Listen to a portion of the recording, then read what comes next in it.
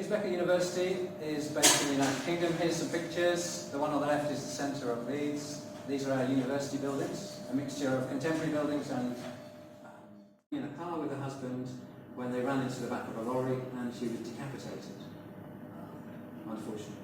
So her husband was cursed, but she was travelling in the car, so she died too.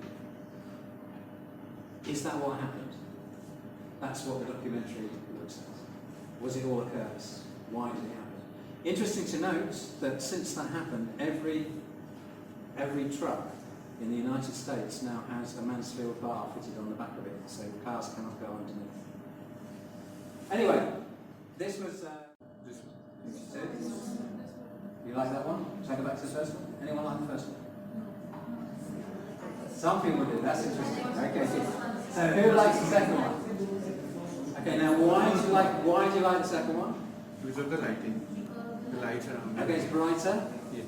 has richer, deeper colours, Yes. has a bigger colour gamut. So that picture is, yes? There's no crowd in this photograph. Okay, so there's a bit of composition which is slightly different, and we have the lighting that you can see inside coming out. So that photograph is actually causing a reaction in the viewer. There's an emotional response that's coming, and you're responding saying, we like the light, bright one. What does the other one make us feel? Is this a Muslim building? Okay, so not so exciting. Not so exciting. So maybe that's how we're feeling at the time that we watch this. So a little film that communicates that sadness rather than the happiness and joy of this bright picture here. So very important to think about that. So when we're making a film or a press release, do we consider the viewer when we're doing that? In other words, is it about how the audience respond, or is it about your particular emotion at the time? Not a lot of people know this, but Leeds is the birthplace of film. So the very first film that was ever made was filmed in Leeds by this man. And this man is Louis Le Prince. This is a plaque that we found recently, and we put it back in the university building on the site of his workshop, where he actually developed the first single-lens camera. And this is the first film that he made, and it's called Roundhead Garden Scene, and it was filmed in 1888. He made two other films that we found so far, one called Traffic Crossing Leeds Bridge. What a wonderful title for a film, could be a big hit. And The Accordion Player. In other words, the titles are very descriptive because that's what they are. No one had done film before. No one knew what to call a film because none had been made. I'm going to play you the very first film.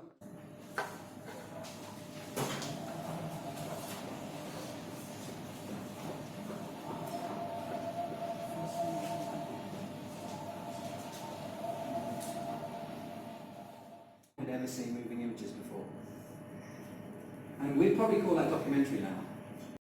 It's just life. It's people's life. It's people walking in a garden. It's people crossing over a bridge. It's someone playing an accordion. But now, if we're making a film or we're writing a story, we have a choice to make. We have a choice to make about how. And that's the back of the camera. You can see the paper on the roll and how it's fed through the lens.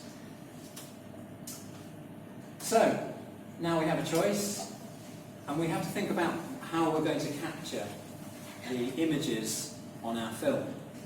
And of course the easiest way to do that is using digital. You've all got a digital device in your hands, you've all been making films on that digital device, which is not so unusual. So let me explain a bit about how that works.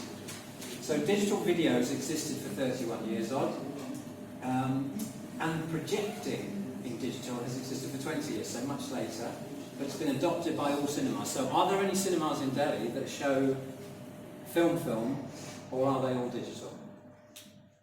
And of course, the pioneer of digital was George Lucas with Star Wars. Has anyone seen the most recent Star Wars? What was that filmed on? Do you know? Was it digital? No, it was filmed on 35 minutes. So interesting, isn't it? So Star Wars pioneered digital, but it's totally reversed now. So films like The Last Jedi are actually filmed on film, and there's a reason, and we'll come to that. And it's useful to think of sound as an analogy for how video is digitized. Because of course we all listen to music, we all know what sound is. Digital sound has existed for much longer than video, 47 years. It was pioneered by the BBC in the 1970s and has been adopted in a widespread way for 35 years. Of course, the CD released in 1982. And I could go on and talk about MP3, I could talk about internet streaming, because that's how we mostly access our music nowadays. And sound and video both rely on digitisation. In other words, what's happening is we're trying to capture an analog, something that's moving.